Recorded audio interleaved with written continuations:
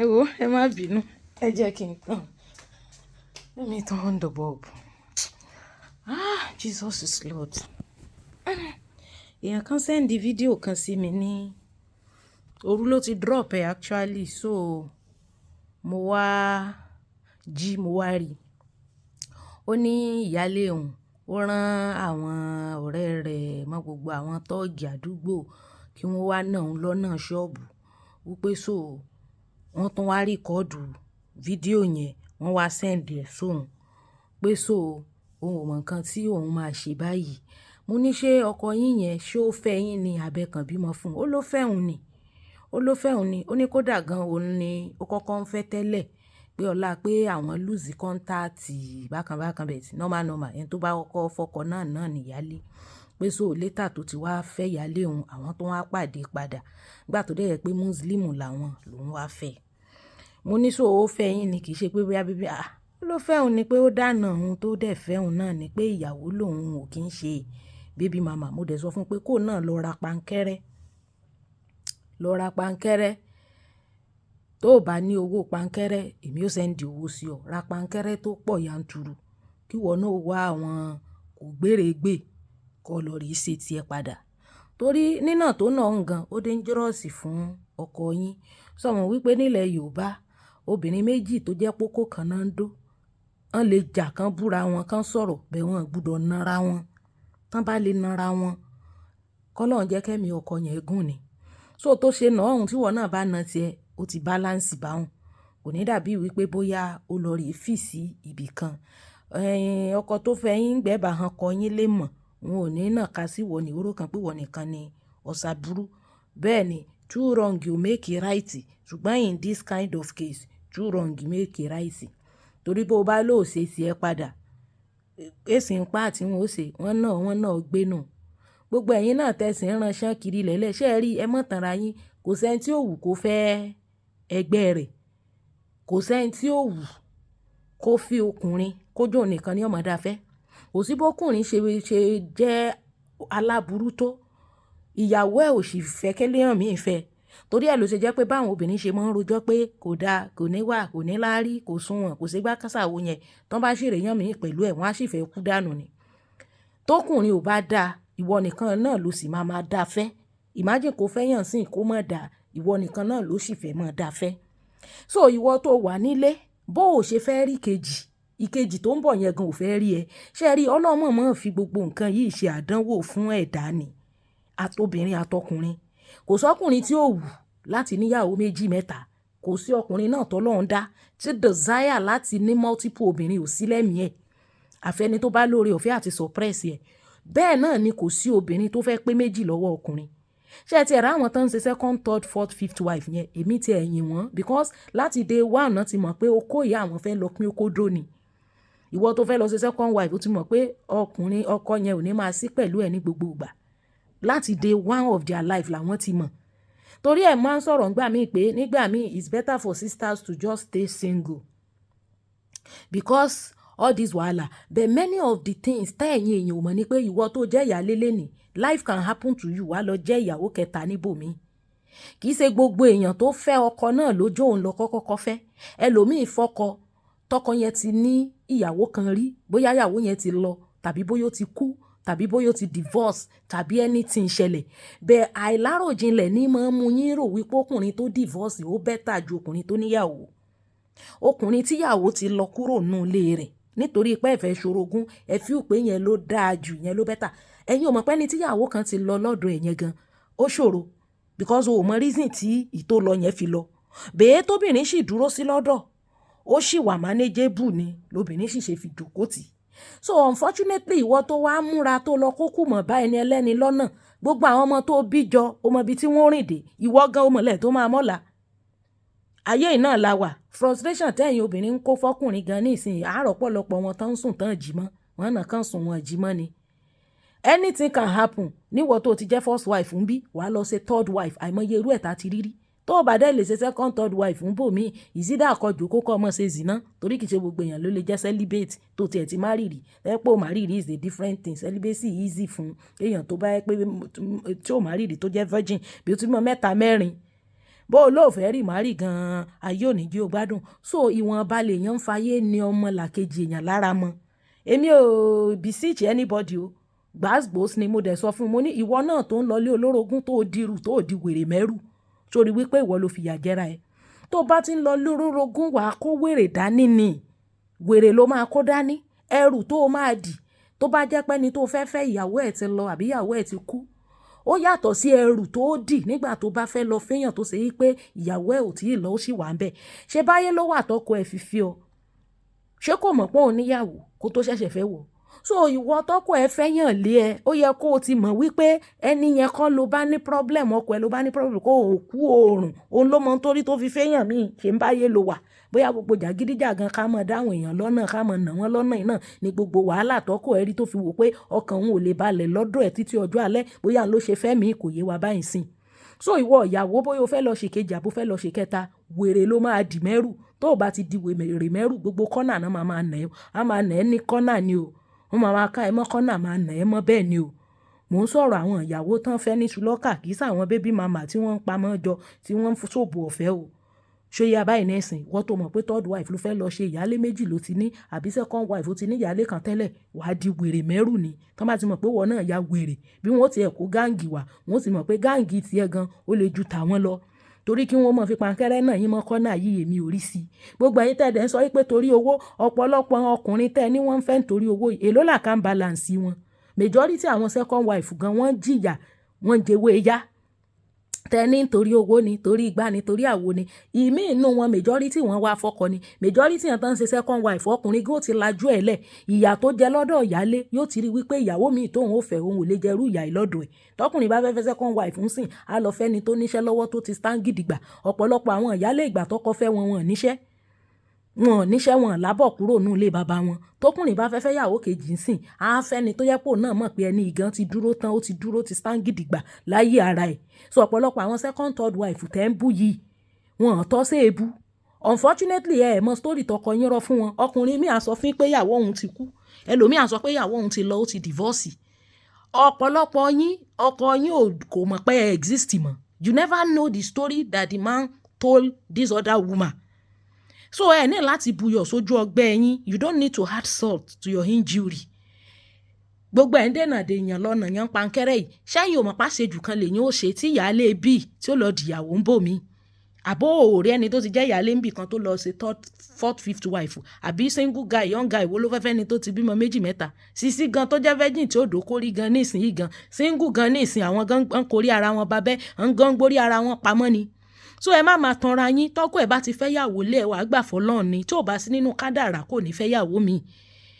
Ṣóyẹ yín báyìí, destiny ti wà sealed, àkọọ́lẹ̀ ti seal, àkọọ́lẹ̀ ti gbẹ. Kò sẹ́ni tó wù kó fẹ́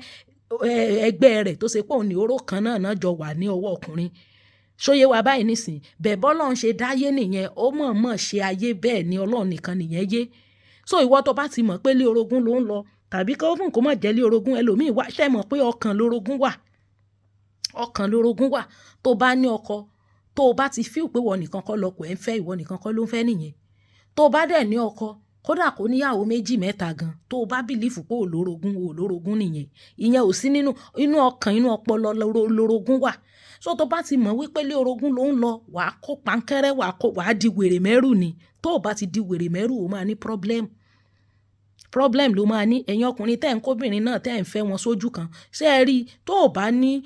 ṣéǹjì lápò tó lè fi obìnrin sí separate convenient apartment, rọra mọ́ jìyà tó ń jẹ lọ lọ́wọ́ ìyálé. Ayé tẹ́ wá nìyẹn máa jìyà kú ní lẹ́yìn ọkùnrin. Ìyàlẹ́ máa jẹ máa ráre. Tẹ́ bá kú gan wá wó kú yín kúrò nínú ilé wọn kó sáàtàn. Ayé tẹ́ wá nìyẹn tó bá ti ní ṣéǹjì lápò tó lè fi gbé wọn sí separate. Ọ̀pọ̀lọpọ̀ yín àwọn second wife gan náà ń support ọkùnrin jù níbi ayé lajú dé ní ìsìn. Gbogbo jìyà ó ṣe gbá òṣàwò, mo ṣe ní ẹ mọ́ jìyà mọ́. Ẹ wá àwọn tán lówó lọ kẹ́ ẹ fẹ́ wọn. So ìwọ tó ní wọ́n náà èmi ò lè post fídíò tó ní post wọn torí kí Facebook, because fídíò yẹn violence ló wà nínú ẹ̀. Facebook ó lè sanction page mi, so mi ò lè upload ẹ̀. Ṣùgbọ́n ẹ̀kọ́ tó wà níbẹ̀ ni pé ìwọ tó bá ti mọ̀ pé ẹni tó fẹ́ ó ti níyàwó rí, bí ò tiẹ̀ níyàwó rí gan. Àwọn ọkùnrin míì wà tó ṣe wípé ìwọ nìkan ló fẹ́ wọn, bẹ́ẹ̀ gbogbo ojú tó ti ń sọ wọ́n, àwọn tó ti dá ojú sọ ọkùnrin yẹn láti day one tó ẹ̀ pọ̀ ọkùnrin yẹn náà wù wọ́n lẹ́mìí, wọ́n lè mọ bọ́ ṣorogún tó bá débẹ̀ tí wo ò ní mọ̀. so wèrè ló máa dì mẹ́rù kì í ṣe ẹ̀bi rẹ nítorí situation and circumstance pé reality làwa ń discuss bí yaba yìí nísìn àwa ò sọ theory practical là ń sọ wèrè ló máa dì tó o bá ti di wèrè mẹ́rù wá ní problem ni ìwọ ọkùnrin náà tó mọ̀ pé èèyàn méjì mọ bó ṣe ṣe in such a way tó ṣe wípé ní kò ní sí gún mi gún ọ níbẹ̀ ẹni ó bá kọjá àyè ẹ̀ wá mọ̀ wí òun á jìyà yaba yìí nísìn kálukú dúró rẹ̀ ní ọ̀tọ̀ọ̀tọ̀ ìwọ tó dẹ̀ mọ̀ náà wípé ní ibi ọmọ lọ kì í ṣe ibi tí o mọ̀ wípé wọ́n ní oró kan lọ wà ń bẹ̀ ọ tètè san ṣòkòtò rẹ ọ san gbàjà rẹ ìwọ tó bá sì ti mọ̀ pọ̀ lò ó lọ́ọ́ rí ṣe tètè wábi jòkó sí ṣùgbọ́n kí wọ́n mọ̀ wá dera wọn lọ́nà kí wọ́n mọ̀ nara wọn pankẹ́rẹ́ yẹn ìyẹn ò lè wọ́ọ̀kì kọ́lọ́n jẹ́mi ọkọ̀ ògùn gan ni bó ṣe jẹ́ nìyẹn landness home and property fún gbogbo àwọn olóríire tá a fẹ́ ra lẹ̀ tá a fẹ́ ra ilẹ̀ ní òmù ẹ̀pẹ́ tá a fẹ́ ra lẹ̀ lájà òdó ìràgùsì gbogbo ẹ̀ oríṣiríṣi ní Morayo Estate náà nìbàdàn ẹja kàn sí landness home and property jẹ́ ká pè wọ́n ọ̀pọ̀lọpọ̀ àwọn tán là ń pe àwọn ṣe rí nígbà míì tí mo bá ṣe ìpolówó ọjà nọ́mbà àwọn tán ní advert ni mo gbé sórí fídíò yẹn kì í ṣe nọ́mbà tèmi ẹ wà lọ rèé pé wọ́n ẹ mọ̀ lẹ́fẹ́ bí mi sọ̀rọ̀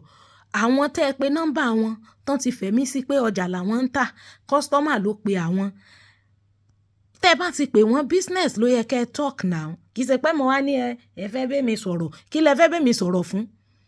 landness home and property ló ní nọ́mbà tí mo gbé sí under advert video advert when you call them ọ̀dọ̀ landness home and property ní call yẹn máa já sí èmi lélẹ́yìí bẹ́ẹ̀ pè mí directly èmi ò ń gbé call everybody knows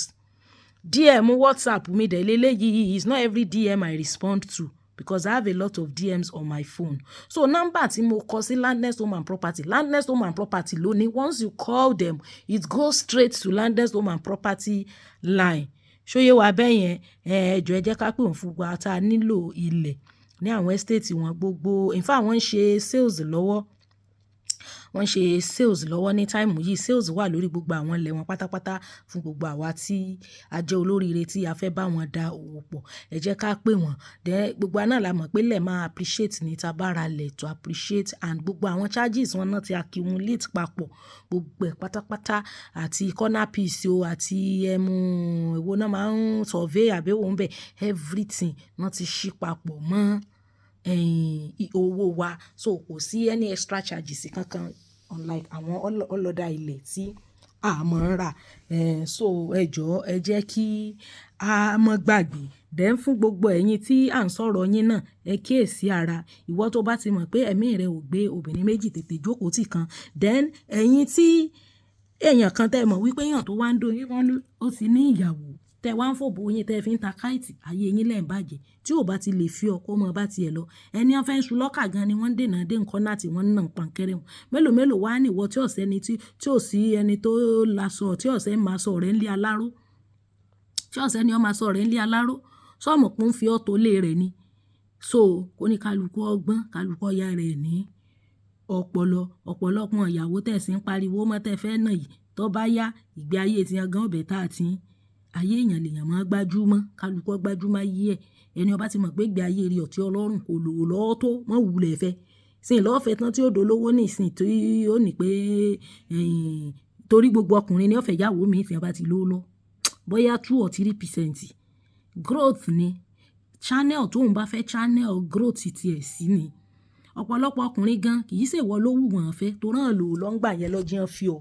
ṣọmọ wípé ìwọ̀nba ṣéǹjì tí bá ń bẹ lápò èèyàn ní ó determine choice èèyàn tán bá ní ẹ mọ́ ọbọ̀ ẹ wá lọ price mọ́tò bóyá 10 million ló wà lápò tiẹ̀ bóyá 15 million ni bóyá 5 million ni o ò lè ní 10 million lọ́wọ́ kó lọ mọ́ price mọ́tò 200 million so iye owó tí ń bẹ lápò ẹ̀ ní táìmù yẹn tó fẹ́ yẹn iye yẹn náà ni irú obìnrin tí ó lọ fún are you getting it tó bá ti di wípé ọlọ́run bẹ̀rẹ̀ sí ń bless ẹ ọlọ́run bẹ̀rẹ̀ sí ń gbọ́wọ́ ẹ̀ sókè taste ẹ máa change that is the reason why tí ìwọ obìnrin fi gbọ́dọ̀ add value to yourself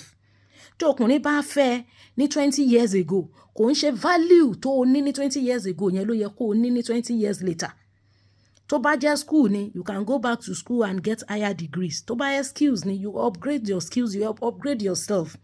a time will come tó yẹ pé front seat of that man's car ó lè má fit ẹ̀ mọ́ ìyẹn ò sí inú èpè pastor mrs Fúnkẹ́ Adéjùmọ̀ sọ wọ́n ní fúnra àwọn làwọn further education pé because àwọn mọ̀ pé ọkọ àwọn pastor ni tó bá dé stage kan front seat mọ́tò ẹ̀ lè má fit àwọn mọ́ àwọn add value síra àwọn upgrade bẹ̀wọ́ tó jókòó tó rẹpẹ̀tì tó wá ń play victim pé ìgbà tó fẹ́ kò ní í pa ọ̀pọ̀lọpọ̀ àwọn ọkùnrin yìí náà àwọn náà máa ń lọ fún classy women ni tókùnrin bá fẹ́ yàwó kejì àbú fẹ́ yàwó kẹta àbú fẹ́ yàwó kẹrin kò lè fẹ́ náà ní títì o so gba ẹ̀tẹ́ ń lówó náà wá fẹ́ owó náà ranjú mọ́ kí làkàn balance àwọn ọkọ tẹ́ ti bá yé wọn jẹ́ already tán ti wà frustrated so ẹ má tanra yín ẹni tó wá fẹ́ ọkọ sì kejì sí kẹta ọkọ ló nídò wá fẹ́ ọkọ ni kì í ṣe pé bóyá torí owó ìwọ tó bá dare to be a second or third wife o gbúdọ̀ jẹ́yàn kan tó lè stand on your feet because already wọ́n á lé bẹ́ẹ̀lì ẹ̀ they will call you names do you understand it wọ́n náà dẹ̀ di wèrè ló máa dì mẹ́rù tó bá ti ní wèrè stay where you are and be doing your single do you understand it now so bó ṣe jẹ́ nìyẹn ẹ bá dẹ̀ frustrate ayé ara yín tẹ́ ẹ pọkọ dànù ẹ̀yin méjèèjì á padà síbi tẹ́ ẹ ti wá ṣẹ̀mọ̀ pẹ́yìn ló máa jọ dùn papọ̀ so bó ṣe jẹ́ nìyẹn o kò ń ṣe gbogbo èèyàn ló máa ní gbogbo èèyàn ló wù pé kó jó òun nìkan lòun tiẹ̀ máa fẹ́ ẹni táwọn ó jọ dàgbà pọ̀ do you understand kò sẹ́ni tí ó wù kó fẹ́ gbẹ́ rẹ̀ ẹ má máa feel pé bóyá because you are privileged to marry your mate ọ̀pọ̀lọpọ̀ ẹlòmíì gan wà gan tó ṣe wípé ní òun gangan kọ́ ló kọ́ fọ́kọ yẹn ìgbà tó dé ìyálé kò pẹ́ ní ìyálé lọ tàbí kò pẹ́ ní ìyálé kú ló ṣe feel pé òun nìkan ló ń wà lẹ́dọ̀ kan ẹlòmíì wà ìyálé ti divorce ọkọ ọ̀pọ̀lọpọ̀ àwọn ìyálé tán divorce kan bínú lọ ìgan wọ́n tún fẹ́ padà wá tó rántí rí pé ò sí nǹkan kan ń gbòòrò láì sọ pé tó bá ní tiẹ̀ mọ̀ hùwà burúkú sí tó bá ibọ́ mọ́ ọ lọ́ba yìí àwo lọ́nu tó bó ṣe jẹ́ nìyẹn o kò sí ẹnì kankan tó wá torí owó fẹ́ anybody oníkálùkù wá fọkọ ni jẹ́jẹ́ lọ́kọ ẹ ló dẹ̀ jókòó tọ́kọ ẹ lọ bá èmi tẹ̀ máa wò pé àwọn second wife third wife yẹn báwo because ọkùnrin are meant to nígbà tán ti léyàn kan lé lẹ́yìn tó bá rí wọ tó bá fòbò ẹ̀ ta káìtì àádó ẹ̀ á gbé ẹ jùlẹ̀ àpadà sí ọ̀dọ̀ ìyàwó ẹ̀ ni so fún ọkùnrin to take that bold step of pé àwọn obìnrin yìí mo fẹ́ fẹ́ ni tó dẹ̀ lọ dáná rẹ̀ ó wù láti fẹ́ ni now tó bá wù fẹ́ àwọn náà ti stand the risk of being dumped jù majority wọn and for the man not to dump her ó ní ó fẹ́ fẹ́ ń tòótọ́ ni ìwọ àtọkọ ẹlẹ́lẹ́jọ́ ìwọ ló mọ tó ṣe tó fi go to that length of marrying someone else on top of you and families are also involved nǹkan tí àwọn family ọkọ wà involved àbí ṣé ń ṣèyàwó láìsí family ń bẹ so ó yẹ kó ti mọ̀ pé òwú kò fẹ́ ni à ń kó pankẹ́rẹ́ lọ nà yẹn wàá kàn ya wèrè because wọ́n ṣe nà yẹn sìn kò tún lè tẹ́ ẹ lọ́rùn náà you will still not be satisfied inside your heart of hearts tó ìmọ̀ wulẹ̀ buyọ̀ sójú ọgbẹ́ ẹ̀ kọjú mọ́ṣẹ́ tó bá ń ṣe if you need to fight your husband if you kill him you go and join the widow's queue that one is not anything all right bàbá máa ṣe live stream I will create awareness àbí a sì wulẹ̀ ń sọ ní gbogbo ọkùnrin lọ́kọ ọlọ́kọ gbogbo ọkùnrin àti tiẹ̀ tọ́ ọdẹ mọ́lẹ̀ o àti tiẹ̀ tọ́ ọdẹ mọ́lẹ̀ o ọkọ ọlọ́kọ gbogbo ọkùnrin àti ń tọ́ kọ́kọ́ fẹ́ ìwọ lọ́kọ́ fẹ́ tọ́ kọ́kọ́ fẹ́ ìwọ ni first wife ẹ̀ gbogbo ọkùnrin tọ́lọ́run dá lọ́kọ ọlọ́kọ torí wọ́n tó fẹ́ yàn lénìí ó lè dọ̀la kẹ́ni yẹn kó mọ́ ẹ̀kẹ́ mọ́ fẹ́ ra yín mọ́ kó lọ fẹ́ yàwó mi are you getting it now ẹni tó o dẹ̀ fẹ́ tó jẹ́ pé wọ́n nìkan ló wà lọ́wọ́ rẹ̀ ó lè dọ̀la kí wọ́n gan mọ́ fẹ́ mọ́ kó lọ fẹ́ yàn mí kó náà fẹ́ yàwó mi gbogbo ọkùnrin lọ́kọ ọlọ́kọ unfortunately ẹni tí ò fẹ́ yàwó lé ọ ò mọ iye èèyàn tó ń fokó abẹ́ ẹ̀yẹn dó o mọ iye ẹ̀yin tẹjọ́ ń dóko yẹn o mọ iye àwọn tán ti dóko ẹ̀ kó o tó fẹ́ obìnrin nìkan ló sì máa ní dignity pé kínní ṣùgbọ́n ọkùnrin iye obìnrin tọkùnrin ti fokó dó òun ni iye ìyàwó tó fẹ́ bẹ́ẹ̀ ni àwọn yẹn náà kàn jí pín ara wọn tán jó dó àwọn láìfẹ́ wọn gbogbo ọkùnrin lọ́kọlọ́kọ àti tiẹ̀ tó déjúmọ́ tó ṣe pé kò dóbòrí tó fi fẹ́ yẹn ọkọ ọlọ́kọ náà sì ni toró lè jí lọ́la kó lọ san owó orí ẹlòmíì kó dá orí fẹ́ lómi ó ti dọkọ ẹ̀yìn méjèèjì náà ẹ̀fẹ̀ kẹ̀mí ẹ̀sẹ̀ kéde kò sọ gbogbo ọkùnrin àgbáyé yìí ọkọ ọlọ́kọ ni wọ́n àtọkùnrin tó fẹ́ ní virgin tó ṣe pé kò dóbòrí òbò ẹnìkan ló kọ́kọ́ dó ẹ̀yìn lẹ́jọ́ jára yín lójú lẹ́jọ́ disvirgin ara yín ọkọ ọlọ́kọ sì ni bẹ́ẹ̀ ni as long as you can wake up one day and go and marry another person tó bá ti fẹ́ yàn mí ò ti dọ̀kọ ẹni náà ni ẹ yé tanra yín kẹ́ ẹ lọ wá ayé yín tẹ́ máa jókòó tì kẹ́ ẹ ṣoríire kẹ́ ẹ wà okay anything tó bá ti involve another person there is an extent to which you can rely on it bígbà tó bá fẹ́ ṣiṣẹ́ ni tó jẹ́ engineer tó ná àwọn tó ń ṣiṣẹ́ àwọn other workers lọ́ndà ẹ̀ factor wọn ó máa determine how effective your work will be. Pátápátá kó oníṣẹ́ tó ń ṣe òdá kó sáàkì ẹ̀ kó gbèyàn míì. Ṣé the gap tó fi sáàkì ẹ̀ tó fi gbèyàn míì yẹn ṣé kò ní reduce efficacy iṣẹ́ tó fẹ́ ṣe? So anything tó bá ti involve another person, you can't predict your results. That is the truth. Tẹ́ni ẹ bá lóun fẹ́ stand gidigba by you gan pé òun ò fẹ́ betray tó bá kú ńkọ́? Àbẹ́ ẹ̀ mọ̀ pé life happens. So ìwọ̀nba ní kẹ́ ẹni ayé ẹni ẹlẹ́ni lára mọ́. Unfortunately ọkọ yín ló lọ bá àwọn lady yìí now. Now your husband go meet them. Kọ́ lọ́kọ ò sí lẹ́nìwẹ̀ gbogbo ọkùnrin lọ́kọ. Ó bá ṣe maintain tiẹ̀ sí ni ẹ má tanra yín mọ́.